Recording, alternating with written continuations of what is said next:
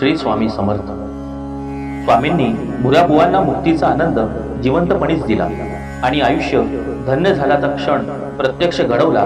ही बातमी वाऱ्याबरोबर दौडत गेली आणि परिसरातले साधू पुरुष व हजारो भक्त स्वामींच्या दर्शनाला धावत येऊ लागले.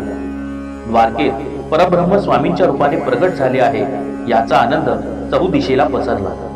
स्वामी ज्या स्थानावर बसले होते त्या स्थानाला विराट अतिभव्य जत्रेचे स्वरूप आले. स्वामींना भेटायला सूरदास नावाचा एक जन्मांध काठी टेकत आला आणि चाचपडत स्वामींच्या सर्वांगाला त्याने स्पर्श केला. सूरदास हा साधू पुरुष आहे हे स्वामींना अंतर्ज्ञानाने कळले होते. सूरदास स्वामींना भाववेगाने म्हणाला, स्वामी, तुमचे प्रत्यक्ष दर्शन मला घडेल का? तुमची मजवर कृपा होईल का? भुऱ्याबुवा स्वामींच्या शेजारीच बसले होते. त्यांनी स्वामींना विनंती केली, स्वामी, तुमची कृपादृष्टी आमच्या सूरदास बुवांवर पडली तर खूप बरे होईल. ते श्री दत्तात्रयांचे निस्सीम उपासक आहेत. आपण स्वतः दत्तावतारी आहात. आपल्या या परमभक्तावर मायेचा वर्षाव कराल का?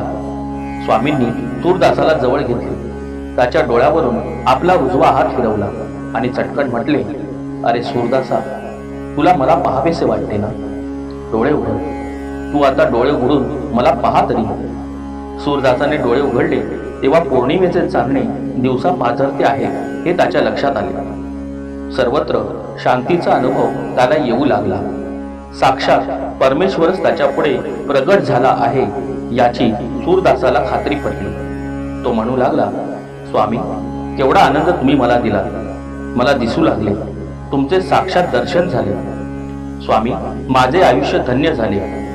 स्वामींनी सूरदासाच्या पाठीवरून हात फिरवला आणि आपल्या जवळ घेतले. लोकांनी स्वामींचा जय जयकार केला.